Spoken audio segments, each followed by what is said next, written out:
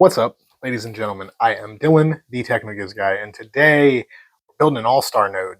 How you doing, lady bots and general droids? I am, of course, Dylan, the Technigus guy.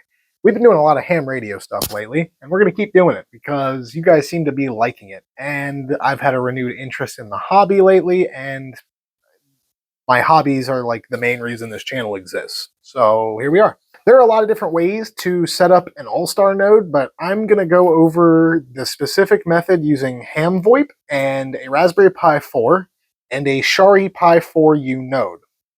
You can get these as hats as well for the Pis. I opted to go with a plug-in module so that way I can use this Pi for something else should I want to. But feel free to do whatever you want. So, and since we're using a Raspberry Pi, your Raspberry Pi is going to need an operating system. So, you're going to want to get yourself one of these. This little guy right here, this is a micro SD card from SanDisk.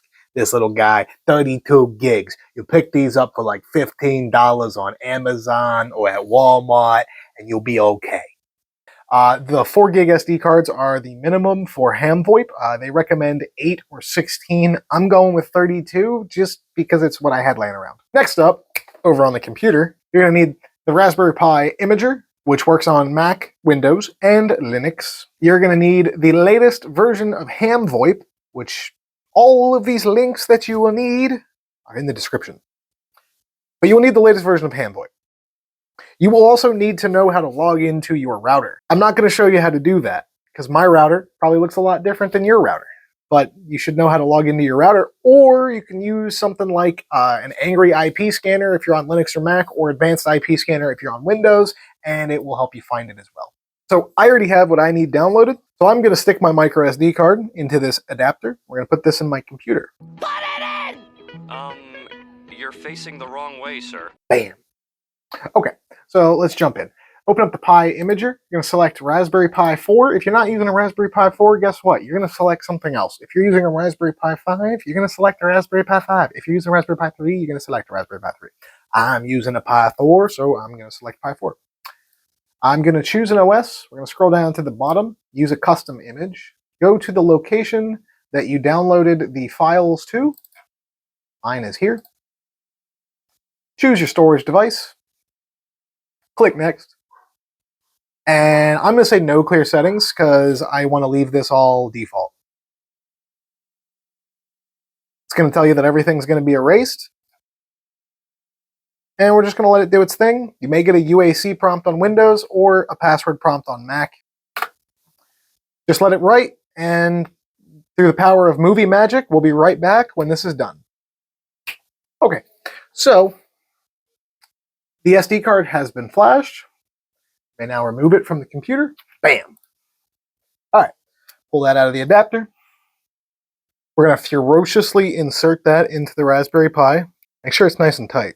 Then I've got a USB-C cable over here. For these Pi 4s especially, and the Pi 3s a little bit, but the Pi 4s and 5s especially, you really want to give these a good quality power adapter, something like 5.2 volt at like 3 amp. If you can find like a nice Android fast charging brick, those usually work really well if you didn't buy one of the nice pre-made kits for a Pi that came with a nice fancy power supply. So I'm going to plug that into power, and I have an Ethernet cord here. I'm going to plug the Ethernet in, and in a second we're going to hear this Balfang that I have programmed to the right frequency start chirping. By default, these get set up on 446 100 megahertz. E3X Y Z P L 88.5 IP address. And that's where the problem comes in. So because we haven't set it up yet, it doesn't quite have its leveling set up. So IP address does not get sent over radio by default, but that is okay. We're going to log into our gateway.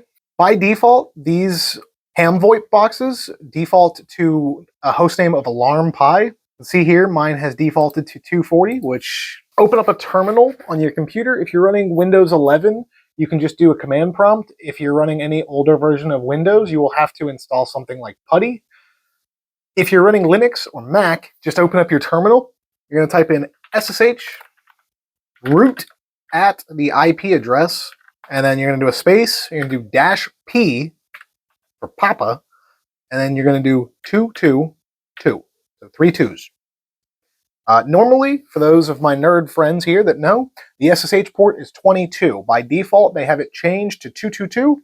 We're going to change it back for the purpose of system administration. By default, the root password is root. Retrieve the latest system updates. Sure, why not? It's going to go through, and then it's going to reboot, and we'll log back in a second. WA3XYZPL88.5 IP address. You're getting all confused, but that's okay. We're going to log back in into that root password again. Since we've already updated, I'm going to say no. We are going to run the first time setup. Enter the new root password. Please do not leave your root password as root. It's not secure. It's not safe. It's not a good idea. Okay. Once you put your password in, it's going to ask you to confirm that password. You will confirm that password. Once you have confirmed that password, it's going to ask you if this is a private node. If you do not know what a private node is in relative terms to Allstar, you're going to select no. I'm going to select no. Okay. So now you're going to grab your node ID and password from allstarlink.org. I'm not going to show you mine, but I'm going to grab that, I'll whack that in here. Do you want to set up your node configuration for Asterisk? Yes. It's going to do that after a reboot. We're going to say okay. Then it's going to ask if we want to change the time zone. I do not want to change the time zone. By default, it defaults to the Eastern Standard New York time. That happens to be the time zone that I live in. So I'm not going to change it. If you require that to be changed or you need it changed, feel free to hit yes and select your proper time zone. Current host name is AlarmPi. Do you wish to change this? I'm going to change this. I'm going to set this to my call sign -allstar-1. I am going to leave the IP address settings as dynamic. That way, anytime we connect this to any Wi-Fi or Ethernet network, it will just connect right up. SSH port is currently set to 222. We are going to change that, at least in my case. If you don't want to do this, you don't have to. I am going to set it back to 22, which is the default SSH port.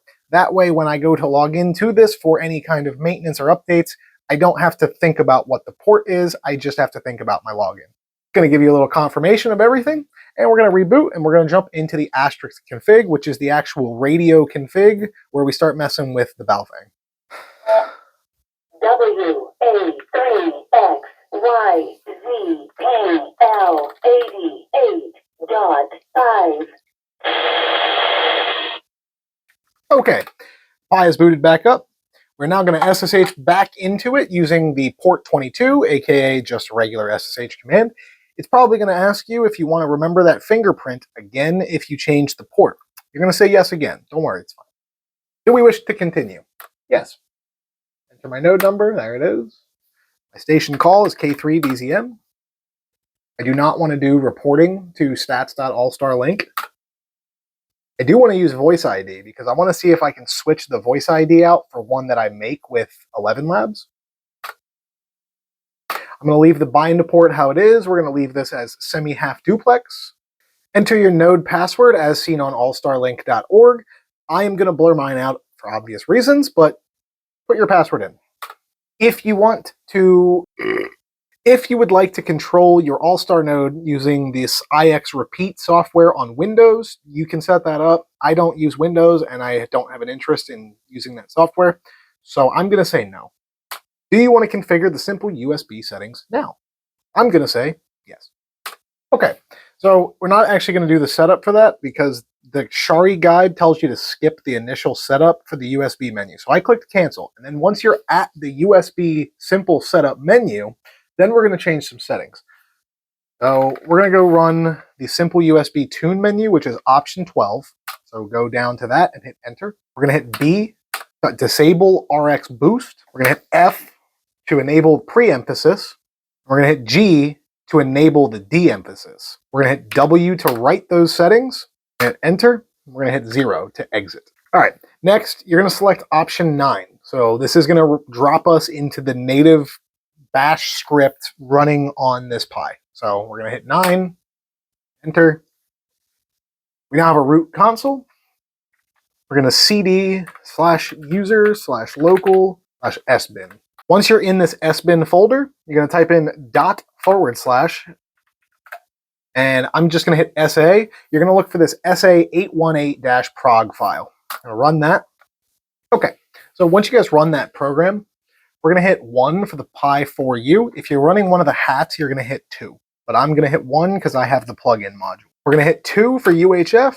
For the frequency, we're going to do 446.1. You can pick a different frequency, but 446.1 is generally the hotspot frequency. I am going to elect to use a CTCSS tone. So I'm going to hit 1 again, and I'm going to type in 97.4 for this, and then 97.4 again. You can use any of the sub-audible tones you desire, but I am just going to use that one because it's the one I want to use. We're going to enable the reverse burst, so we're going to hit yes to that. We're going to set the squelch to 1. Volume is going to be set to 8. We're going to hit no to the pre-de-emphasis. We're going to hit no to the high pass filter, and we're going to hit no to the low pass filter as well. It's going to confirm all your settings. I'm going to hit yes, and now we're going to type in reboot. So the Pi is going to reboot again. When it comes up this time, it should actually announce its IP over the radio, which is a good thing. Then we're going to go set up the audio levels, because a lot of people forget to do their audio levels, and then they hop on a repeater or Allstar, and they sound like crap. We're going to set up the audio levels so you guys sound good. K3DZM.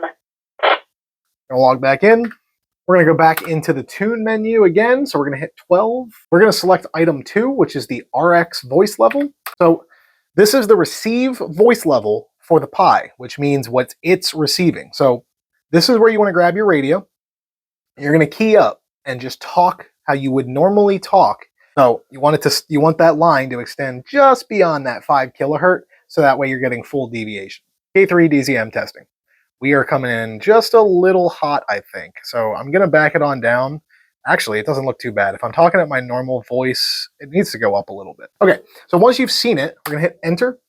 The current setting is 500. So I'm going to go to 620, and it's out of 999. So we're going to go to 620, and we're going to try it again. K3DZM testing. This is K3DZM testing.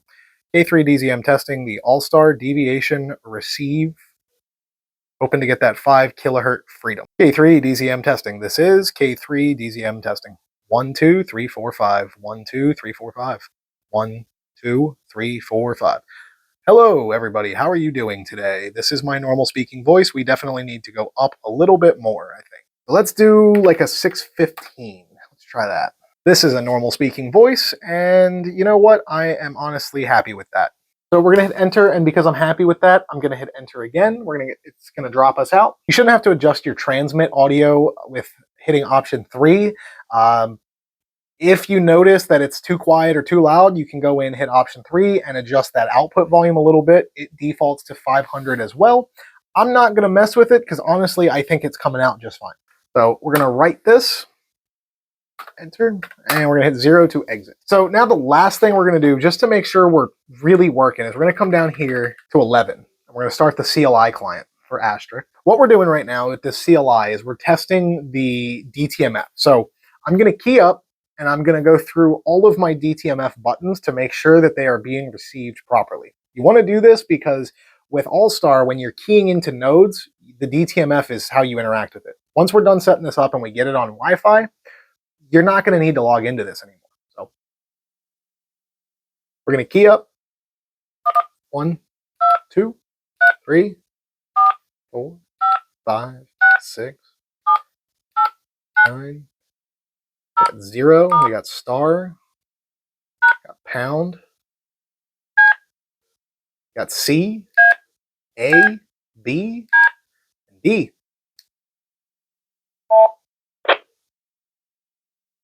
So, yep, DTMF is working just fine.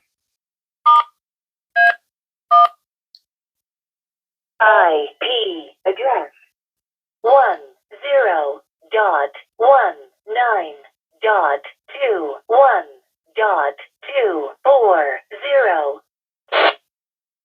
Okay, so DTMF is working. It's starting to say it's IP now.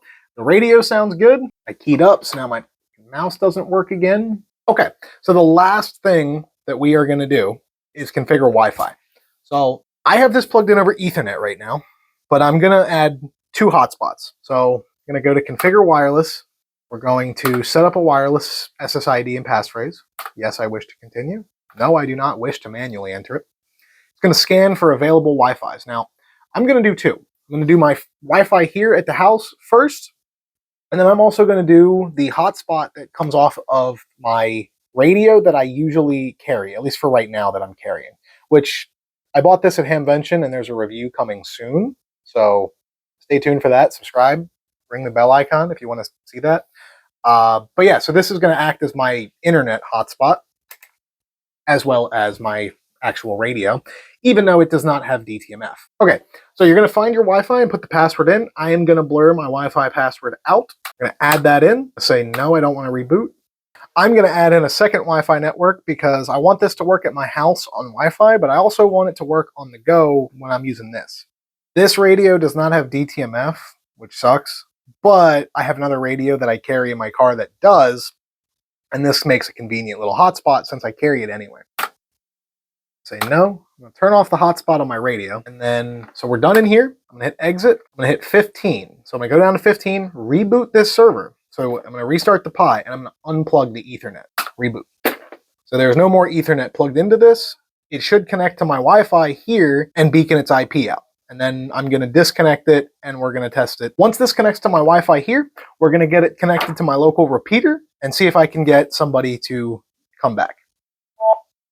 K3DZM IP address 10.19.23.144.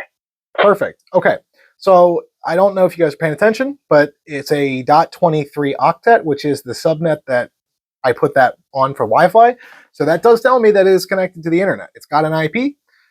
Let's key up my local repeater and see if I'm able to make contact, because right now in my office, I'm not able to reach that repeater with this handy talkie. So I'm going to key up, and there's a bunch of different DTMF commands. I'm going to leave them in the description from the SHARI website.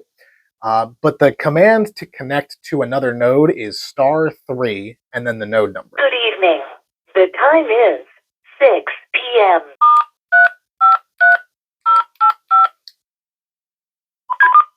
Node 53085 connected to node 5.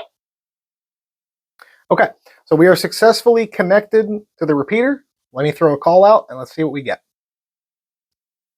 This is K3DZM testing AllStar. Testing AllStar. We just made a new AllStar node, and I'd like someone to let me know how I'm sounding. It is 6 o'clock. Wonderful, W3GMS. Kudos. The mayor himself decides to reply. Thank you, Joe. I'm actually filming my video right now of how to set up the AllStar node, so you're in the video if you want to say hello. To take this opportunity to thank you, Dylan, for doing the video. I'm sure it's going to help a lot of people, and already getting a lot of positive comments on your cookbook that you sent out the other day, and that's been distributed. So super. W3GMS.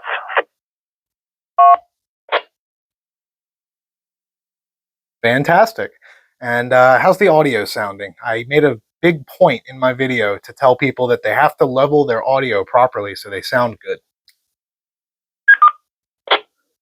The transmission before, I just heard just a smidgen of peak distortion. I mean, it was really low. So you might just take the audio level down a skosh. Not much, just a little bit. Alrighty, I will have to take that in, and I'll have to note it. I'm also using a real cheap Baofeng, one of the old ones pre-ban, because I wanted to show that this works with any radio. So it could be a radio factor too. But thanks, Joe. I'm going to hop off of here and finish this video. I appreciate you coming back. K3DZM 73s, and I will be clear on your final. Good. I'd say 5 to 7%. Turn it down, and you will be perfect. It was only on one syllable, within one word, that I heard that. So it's kind of right on the edge, but 99%, it's fine. So anyway, it sounded great. Audio quality is good. W3GMS. Take care. Okay, so we successfully set up an Allstar node, and we even made a successful contact, which on the local repeater near me is always easy because there's always someone listening. In this case, it was the owner of the repeater himself, came back, gave us a good signal report, said we were sounding good. He did tell me I had to turn my volume down just a little bit, so maybe I need to go modulate that a bit. But I hope this video helps you guys. I know over the last few years, a lot of new people are getting into ham radio, and a lot of people get into ham radio starting on the VHF, UHF side because it's what most technicians can do. The lowest license class, you have access to that. As well as that's where all the repeaters are. That's where all the nets are. That's where the Elmers are. That's where the people who teach you how to do this hobby are. So it's natural that people gravitate there. And with people traveling and going farther, we're constantly trying to become more connected in the hobby, which I'm always a fan of. And I hope that I made this one easy. HamVoIP and the SHARI setup kind of makes it really simple. I'm going to link to their PDF guide in the description, as well as my written notes from what I've said today. We have a good working node. I can take that with me anywhere, and now I can connect to the repeater from anywhere in the world, or I can connect to other repeaters, and we can stay connected. We can stay connected to our community as long as we have an internet connection. Then when we get back into range, we can switch back over to the good old RF and keep going. I hope you guys enjoyed the video. If you did, please leave a like. If you're new to the channel and you like what you see, please subscribe and consider ringing that bell icon if you want to get notifications when I post. I usually post videos on Fridays, and we do everything here. If it involves technology, I'm probably interested in it. So there is no limit on this channel. You may see anything one way. I am Dylan, the Technicus guy. I'll see you guys in the next one. Till that time, remember, keep it peaceful.